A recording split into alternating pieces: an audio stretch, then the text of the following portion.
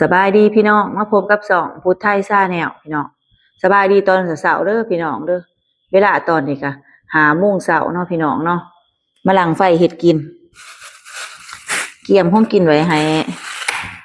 ลูกๆไปโรงเรียนพี่น้องต้องได้ตื่นแต่เด้อคู่มื้อเด้เพื่อสิมาเฮ็ดอาหารการกินให้เขาเจ้า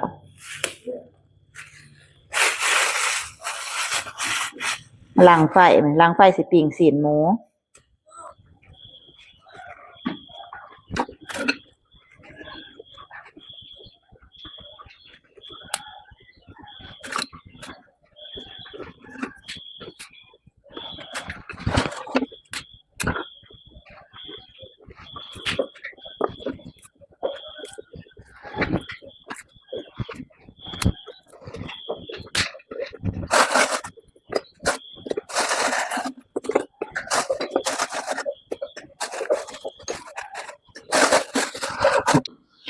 ติดแล้วพี่น้องติดไว้ขนาดไฟ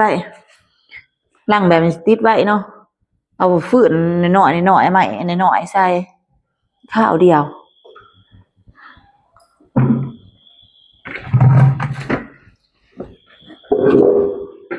ผักกาดหลอกพี่น้องไต่หัวโคมไปเก็บผักกาดหลอกอยู่แต่เด็กๆพุ่นอยู่ในสวนสมาเฮ็ดขัวผักกาดแล้วก็ปิ้งศีลหมูให้กับลูก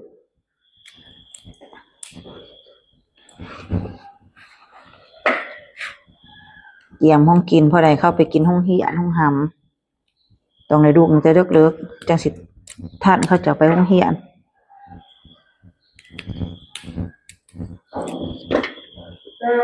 โดยเป็นเสือเป็นตุกตี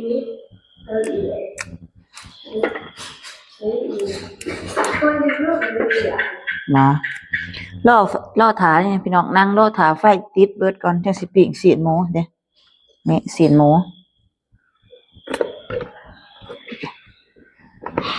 ไฟยังลุกอยู่ถ่ายไฟเศร้าลูกก่อนจังสิได้ปิ้งปิดผัก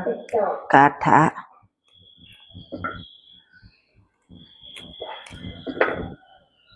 ส่วงนี่ผักกาดกำลังโถมส่วงนี่ผักกาดผักสลัด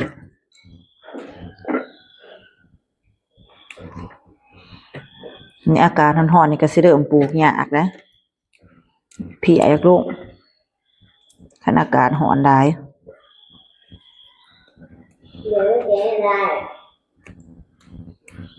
ยามเช้าหันลูกสาวหันเป็นคนหุงข้าวแม่เป็นคนเฮ็ดกินเนาะแบ่งเวียกกันแบ่งหน้าที่กันลูกหันหุงข้าวแม่เฮ็ดกินลูกขึ้นมายามเช้าลูกจะเลิกบ่ได้ซอยกันลูกเลิกคู่มื้อพี่น้องคันลูกสวยมันก็ลูกขึ้นมาเฮ็ดหันเฮ็ดนี้ก็บ่ทัน3ได้เอาเวียก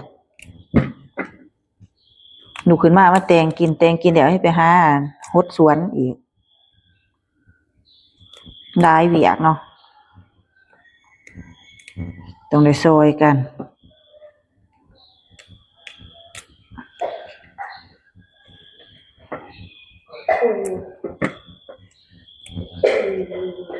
เสียงปากลูกสายกระดูกอยู่แต่ดึกๆคือกันแม่ลูกเพิ่นกระดูกน้ำกินน้ำบ่ทันนี่ก็แก่เบิดได้นี่พี่น้องอากาศนี่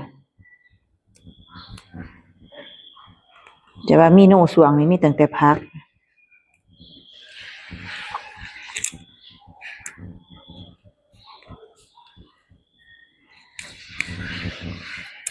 คั่วแบบ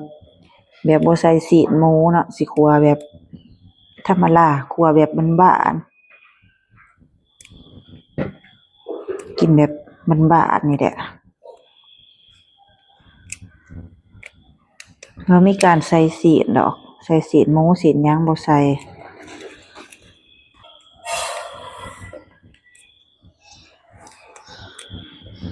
ลูกสาวตักเขาเกียมสิหุงเขาล่ะ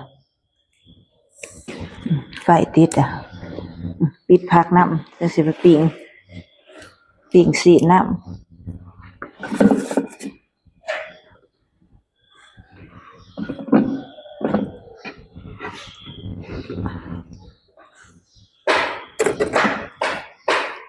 ี่ศีลหมูมา2 ตอนนี่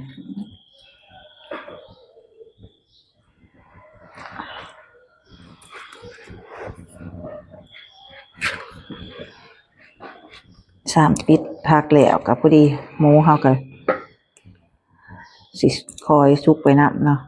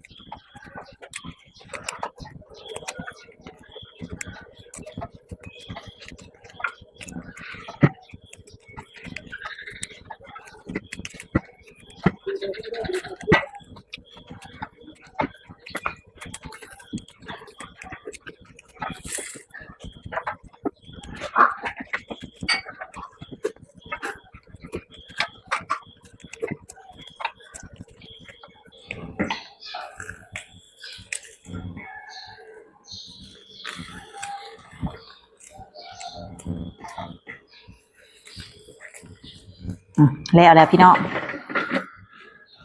ซ้อมผักกาดแล้วละยังแต่ศีลหมูบ่ทันได้สุกวันนี้ถ้าศีลหมูสุกแล้วจัง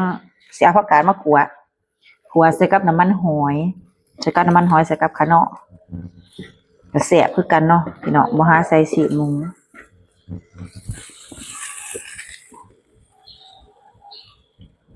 เราทาศีลหมูนี่ศีลหมูยังทันสุกหอมพี่น้องเอ้ยศีลหมูป่า3เฮ็ดกินเด้อคุณพี่น้องแจ้งเด้อขนาดว่าลูกแต่เลิกๆเลยนี่ลูกแต่5 โมงผลยังแจ้งสมูสมาแล้วนี่ยังว่าฮดสวนก็ยังทันได้เอาเฮ็ดกินก็ยังบ่ทันได้เอาอยู่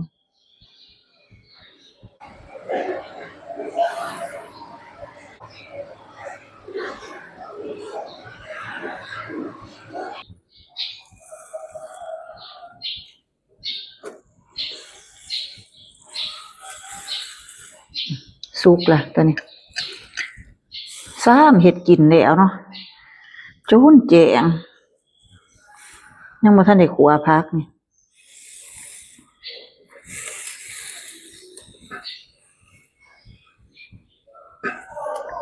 ตัวนี้ไล่ได้แล้วสุกละพี่น้องศีลหมูสิขัวผักต่อบัดทีนี้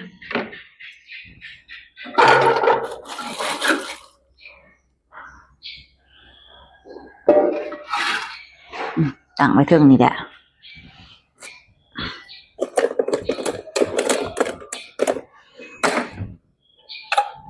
เอาไม้ใส่เอาฟืนใส่จังสิสุกไว้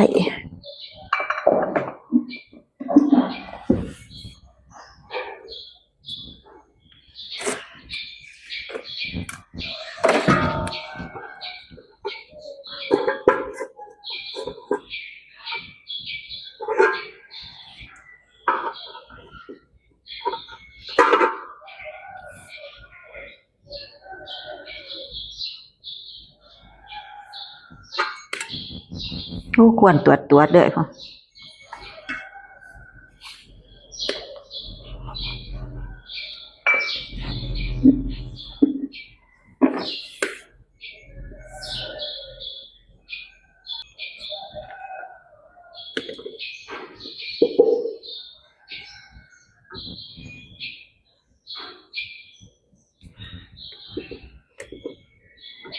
น้ำมันเดือดละน้ำมันหอมเลยเอาเจียวพวกผักเจียว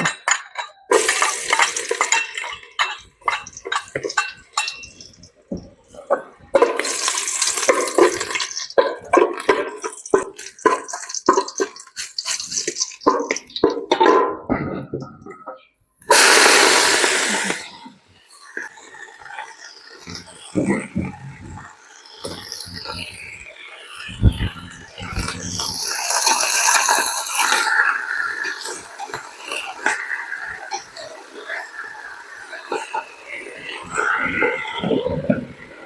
กขะเนาะใส่ขะเนาะก็น้ำมันหอยกับเกลือน้อยนึงเดี๋ยวลงใส่น้อยนึง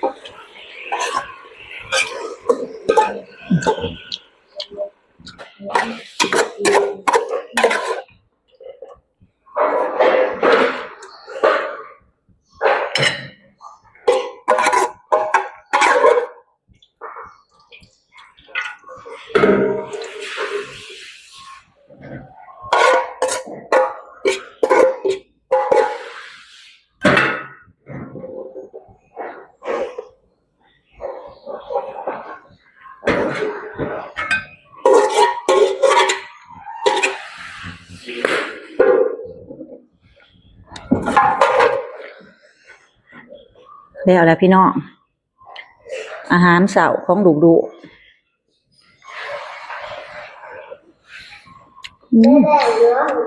แล้วลูกแม่เฮ็ดขัวผักกับปิ้งชีสเฮ็ดกินนี่ยังแล้วเบิดแล้วก็สิไปหาย้ายงัวออกเนาะพี่น้องเนาะสำหรับคลิปนี้ขอจบเพียงส่ำนี้เด้อพี่น้องเด้อบ๊ายบาย